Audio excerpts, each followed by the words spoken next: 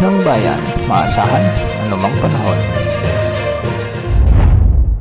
Magandang oras po sa ating lahat. Narito na ang update sa lagay ng ating panahon ngayon at sa susunod na 24 oras. Sa kasalukuyan ay dalawang weather systems ang nakakaapekto sa ating bansa. Una rito ang amihan na nagdadala ng malamig ngunit maulap na kalangitan sa ilang bahagi ng bansa, samantalang easterly naman ang nagdadala ng mainit o maalinsangang panahon sa nalalabing bahagi ng ating bansa. Dahil nga sa amihan o northeast monsoon ay asahan ang maulap na kalangitan na may mga kasamang pag-ulan sa Cagayan Valley, Cordillera Administrative Region sa may Aurora, Quezon Province, kasama na ang Camarines Norte. Pinag-iingat natin ang ating mga kababayan lalo na yung ilang araw nang nakakaranas ng mga pag-ulan dahil posible ang banta ng mga biglang pagbaha at pagguho ng lupa, lalo na kung may mga katamtaman at minsan ay malalakas na pag-ulan.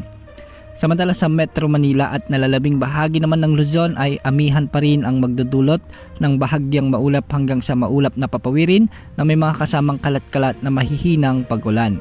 Samantala easterlies o ang mainit na hangin mula sa karagatang Pasipiko naman ang makakaapekto sa nalalabing bahagi ng ating bansa, lalo na sa Visayas at Mindanao. Dahil dito ay magiging bahagyang maulap hanggang sa maulap rin ang mga kalangitan na may mga kasamang kalat-kalat na pagulan o di kaya naman ay thunderstorms. Bukas asahan pa rin ang pag-iral ng amihan o northeast monsoon sa Luzon, samantalang easterlies pa rin at localized thunderstorms ang inaasahan sa nalalabing bahagi ng ating bansa. Para naman sa mga lagay ng ating mga pag-alon sa mga karagatan, sa northern Luzon at eastern sections ng central at southern Luzon ay posible ang mga pag-alon hanggang 3.7 meters at sa nalalabing baybayin naman ng ating bansa ay posible ang hanggang 2.5 meters na mga pag-alon. Wala pa rin tayong namomonitor na anumang sama ng panahon gaya ng LPA o potential na bagyo na posibleng pumasok sa ating area of responsibility sa susunod na 3 hanggang 5 araw.